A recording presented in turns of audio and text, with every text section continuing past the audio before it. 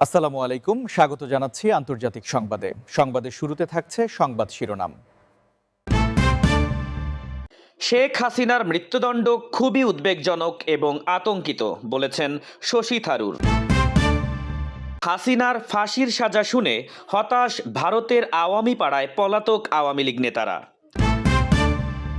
জাতিসংঘ নিরাপত্তা পরিষদের অনুমোদন পেল ট্রাম্পের গাজা পরিকল্পনা। ইসরায়েলে শর্ত সাপেক্ষে পুনরায় অস্ত্র রপ্তানি করবে জার্মানি। গ্রিস থেকে মার্কিন এলএনজি আমদানি ইউক্রেনের। শুনছিলেন সংবাদ শিরোনাম, এবার জানিয়ে দিব বিস্তারিত। শেখ হাসিনার মৃত্যুদণ্ড খুবই উদ্বেগজনক এবং আতঙ্কিত বলেছেন শশী থারুর। বাংলাদেশের সাবেক প্রধানমন্ত্রী শেখ হাসিনার মৃত্যুদণ্ডের রায় উদ্বেগজনক বলে মন্তব্য করেছেন ভারতের কংগ্রেস নেতা শশী থারুর। তিনি বলেন, মৃত্যুদণ্ডের পক্ষে নন তিনি, তাই এই রায় তাকে আতঙ্কিত করেছে। মানবতা বিরোধী অপরাধের অভিযোগে ঢাকার ট্রাইব্যুনাল সোমবার অনুপস্থিত অবস্থায় শেখ হাসিনাকে মৃত্যুদণ্ড প্রদান করে। একই মামলায় সাবেক স্বরাষ্ট্রমন্ত্রী আসাদুজ্জামান খান কামালকেও মৃত্যুদণ্ড দেওয়া হয় এবং সাবেক আইজিপি চৌধুরী আবদুল্লাহ আল মামুনকে 5 বছরের কারাদণ্ডে দণ্ডিত করা হয়। হাসিনা ও কামালের দেশে থাকা সকল সম্পত্তি বাজেয়াপ্ত করে ক্ষতিগ্রস্তদের মধ্যে বিতরণের নির্দেশ দেওয়া হয়েছে। বিবিসি জানিয়েছে, রায় ভারতের জন্য জটিল পরিস্থিতি সৃষ্টি করেছে। বাংলাদেশ ইতোমধ্যেই শেখ হাসিনাকে ফেরত চেয়ে 2 বার প্রত্যর্পণ অনুরোধ পাঠিয়েছে, তবে ভারত এতে সাড়া দেয়নি। ক্ষমতায় থাকা সময়ে শেখ হাসিনা ভারতের সঙ্গে ভালো সম্পর্ক গড়ে তুলেছিলেন, আর ভারতের রাজনৈতিক দলগুলো তাকে ফেরত না পাঠানোর পক্ষে, যা দেশটিকে বেকায়দায় ফেলেছে। হাসিনার ফাঁসির সাজা শুনে হতাশ ভারতের আওয়ামী পাড়ায় পলাতক আওয়ামী লীগ নেতারা। ভারতে পালিয়ে থাকা ক্ষমতাচ্যুত প্রধানমন্ত্রী শেখ হাসিনাকে বাংলাদেশের আন্তর্জাতিক অপরাধ ট্রাইব্যুনাল মৃত্যুদণ্ড দিয়েছে। রায় ঘোষণার পর দেশে মিষ্টি বিতরণ এবং আনন্দ মিছিল হলেও নয়াদিল্লি এবং কলকাতার প্রশাসন এবং পলাতক আওয়ামী লীগ নেতারা হতাশ। ট্রাইব্যুনালকে ক্যাঙ্গারু কোর্ট আখ্যা দিয়েছেন স্থানীয় বুদ্ধিজীবীরা। ভারতের বিজেপি সরকার হাসিনাকে রক্ষায় প্রচেষ্টা চালাচ্ছে, তবে বামপন্থী এবং কিছু সাংস্কৃতিক নেতারা তাকে ফেরত পাঠানোর পক্ষে। কলকাতায় পালিয়ে থাকা আওয়ামী লীগ নেতারা বৈঠকে অনুপস্থিত ছিলেন, স্বাস্থ্য ঝুঁকি বা অন্যান্য অজুহাত দেখিয়েছেন। তারা আশঙ্কা করছেন ভারত নতুন কোনো ন্যারেটিভ তৈরি করে তাদের অবস্থান প্রাসঙ্গিক করবে। বাংলাদেশের অন্তর্বর্তীকালীন সরকার হাসিনাকে ফিরিয়ে আনার দাবি জানিয়েছে। ভারত এবং বাংলাদেশের বন্দি প্রত্যর্পণ চুক্তি থাকা সত্ত্বেও আইন বিশেষজ্ঞরা বলছেন ভারতকে বাধ্য করা যাবে না। চুক্তির শর্ত অনুযায়ী যদি অপরাধ রাজনৈতিক চরিত্রের হয় বা দেশে হাসিনার প্রাণ ঝুঁকি থাকে, তাহলে ভারত তাকে বাংলাদেশে প্রত্যর্পণ করতে বাধ্য নয়। জাতিসংঘ নিরাপত্তা পরিষদের অনুমোদন পেল ট্রাম্পের গাজা পরিকল্পনা।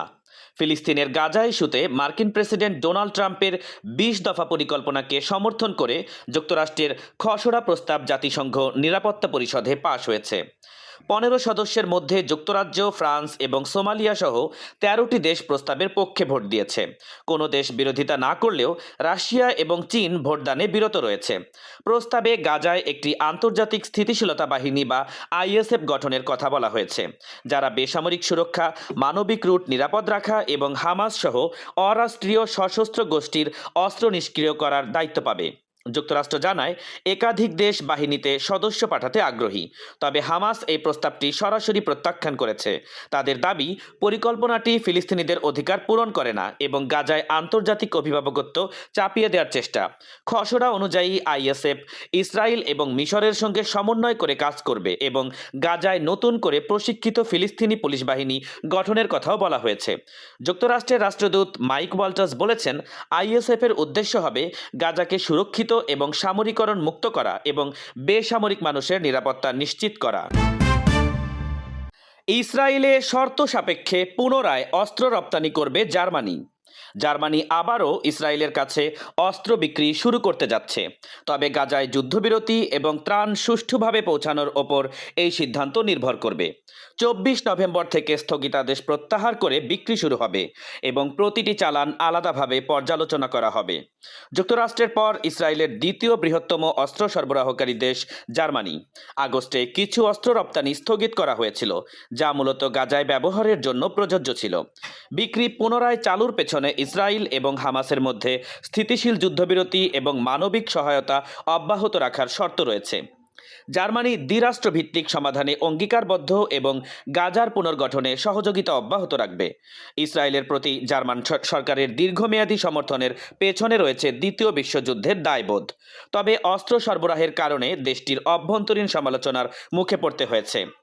2019 থেকে 2023 সালে ইসরায়েলের বড় অস্ত্র আমদানির 30% এসেছে জার্মানি থেকে, যার মধ্যে সা আর 6 শ্রেণীর যুদ্ধজাহাজ সহ বিভিন্ন নৌ সরঞ্জাম রয়েছে। ইসরায়েলের পররাষ্ট্রমন্ত্রী গিডিওন সার জার্মানির সিদ্ধান্তকে স্বাগত জানিয়ে অন্যান্য দেশকেও অনুকরণের আহ্বান জানিয়েছেন। জার্মান পররাষ্ট্রমন্ত্রী জোভান ভাডেফুল বলেছেন, বর্তমান যুদ্ধবিরতিকে টেকসই মনে হওয়ার সিদ্ধান্তটি দায়িত্বশীল এবং সঠিক। গ্রিস থেকে মার্কিন এলএনজি আমদানি ইউক্রেনের। ইউক্রেন শীতকালে গ্যাস ঘাটতি পূরণ করতে গ্রিস থেকে আমেরিকান তরল প্রাকৃতিক গ্যাস বা এলএনজি আমদানি নিশ্চিত করেছে। President Vladimir Zelensky 16 November Athens সফরে চুক্তিটি ঘোষণা করেছেন।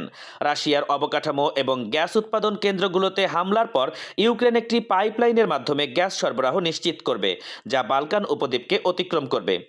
গ্রিক গ্যাস কোম্পানি ডিইপিএ এবং ইউক্রেনের রাষ্ট্রায়ত্ত নাফটোগ্যাস জানায়, চুক্তি ডিসেম্বর থেকে কার্যকর করা হবে এবং সরবরাহ শুরু হবে আগামী বছরের জানুয়ারিতে।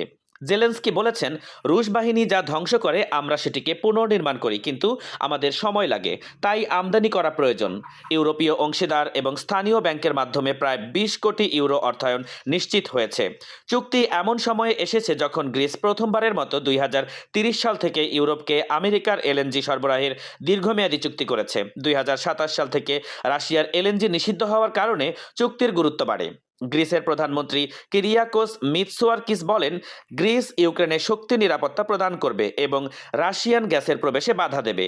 এই উদ্যোগ এবং সহযোগিতা দুই দেশের কূটনৈতিক এবং অর্থনৈতিক সম্পর্ককে আরও শক্তিশালী করছে।